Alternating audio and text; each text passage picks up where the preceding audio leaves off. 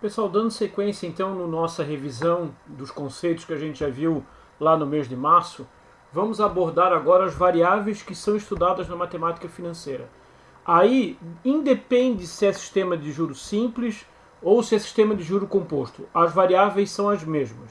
Quando a gente for abordar as fórmulas, é que a gente vai ver que as fórmulas para fazer os cálculos é que tem uma diferença entre o juro simples e o juro composto.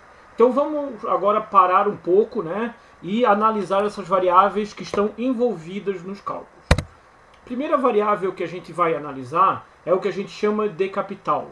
O capital é sempre representado num valor em reais, tá? Ele também é conhecido como principal, como investimento inicial, ele tem outros nomes. O que a gente tem que considerar com o capital? Ele vai aparecer de duas formas. No caso, se eu for um poupador, ou seja, eu tenho uma quantidade de dinheiro para fazer um investimento, eu posso aplicar esse capital numa poupança, numa investimento na bolsa e isso vai me render juros. Então eu tenho um capital sobrando que eu posso aplicar e ganhar juros com isso. Do outro lado tem o tomador. E o tomador é o seguinte, ele precisa de capital, de dinheiro, de recursos para atender uma determinada necessidade, que pode ser de consumo, pode ser uma viagem, pode adquirir um carro, um bem, né? E ele pode ir num banco e através do empréstimo pessoal ele obtém esses recursos pagando juros. Então a gente tem que ficar muito atento em cada problema que for apresentado, no inicial de cada problema, para ver se a gente está na posição de poupador, ou seja, a gente está aplicando dinheiro, ou se a gente está na posição de tomador, onde a gente está captando dinheiro de uma instituição financeira. Não podemos esquecer que o capital então é sempre em reais, tá? Outra variável que a gente vai ver muito é os juros. Os juros, vamos dizer assim, é a recompensa que eu ganho se eu aplicar dinheiro ou a recompensa que eu pago se eu obter dinheiro de uma instituição financeira. Os juros também são sempre em reais. Eu botei aqui embaixo, então juros sempre em reais naquele formato, no formato da moeda brasileira, né? A gente tem que tomar cuidado que o formato da nossa moeda é assim, né? Com duas casas depois da vírgula e com R cifrão na frente. Se eu não colocar R cifrão na frente, eu não sei que unidade que eu estou trabalhando. São 1.520 laranjas, são 20.500 bananas? Não, a gente tem 1.510,20 centavos, R$1.510,20, tá? Então juros é a recompensa que eu pago ou que eu recebo. Depois a gente vai ter como terceira variável a taxa de juros. A taxa de juros então é um valor, um percentual, né, que eu vou aplicar o capital para saber quanto que eu vou obter de juros, né? Então a taxa está sempre ligada numa unidade de tempo e eu coloquei uns exemplos aqui para vocês. 1,5% ao ano, né, está escrito aqui embaixo, 0,99% ao mês, 2% ao trimestre. Então aqui são exemplos da taxa de juros, tá? Então essa aqui é a terceira variável. Então, para vocês terem uma ideia do que a gente está vendo, eu peguei aqui e fiz uma pequena cola. O que quer dizer essas extensões relacionadas com a taxa de juros? Por exemplo, aqui tinha 1,5% ao ano. Então aqui tem a A pequenininho quer dizer ao ano. A D quer dizer ao dia. A M quer dizer ao mês. Na hora que eu for colocar para vocês os problemas, eu não vou escrever ao dia, não vou escrever ao mês, eu vou usar essas, né, essas reduções aqui para ficar muito mais fácil. Imagina se eu for fazer alguma coisa em quadrimestre e ficar escrevendo a toda hora o quadrimestre, tá? Então isso aqui é uma espécie de uma colinha que vocês têm para identificar a que período de tempo a taxa de juros está relacionada.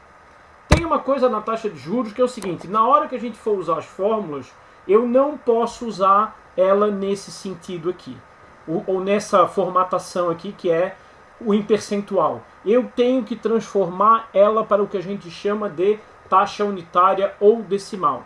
Então, na fórmula, quando a gente for fazer cálculos, eu vou falar isso muitas vezes, a gente não pode usar a taxa na formatação de percentual. A gente tem que usar a taxa na formatação de decimais. Como é que eu faço essa transformação? Simplesmente transformo aqui dividindo por 100. Então 17 dividido por 100 dá 0,17. 120 dividido por 100 dá 1,20.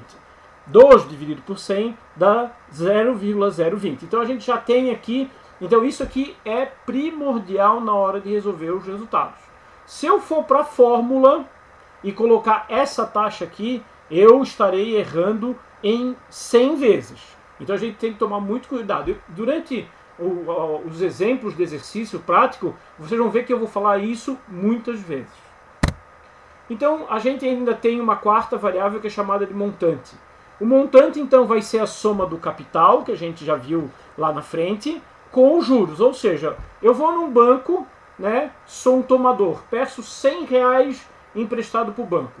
O banco me diz assim, olha, para um ano eu vou cobrar R$5, 5% de juros ao ano. Né? Então, se eu fizer uma conta, depois a gente vai ver, eu vou somar o capital de 100 mais os juros de 5 e eu vou ter que devolver lá no final de um ano R$105. E aí, esse montante também sempre é uma quantidade em dinheiro, em reais. Não é 100 unidade, não é percentual, não é tempo, né? Não é meses, não é dias. Ele é sempre uma quantidade em reais. Nós vamos fazer nos exemplos eu vou mostrar algumas coisas para vocês para ficar bem fixado, tá? Por último, a gente tem um número de períodos.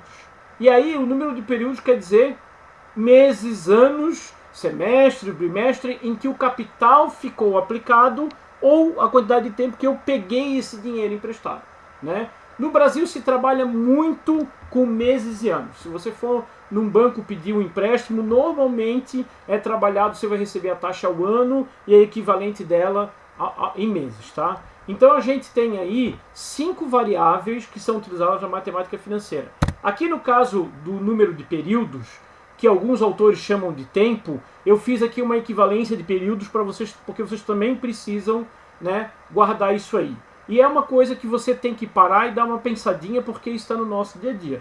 Todo mundo sabe que no mês tem 30 dias. Lembrem-se, a gente está usando, né, aquele ano comercial, que o mês tem 30 dias e o ano tem 360 dias.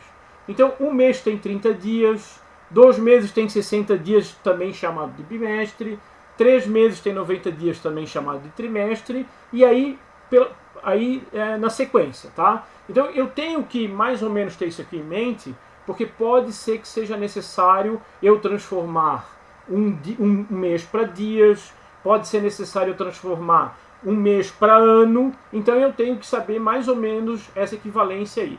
Isso aqui também é uma espécie de colinha que vocês podem copiar em qualquer papel para formar junto com os formulários, com o formulário, com as fórmulas que eu vou dar para vocês, vai formar o que vocês vão usar para resolver os exercícios, tá bom?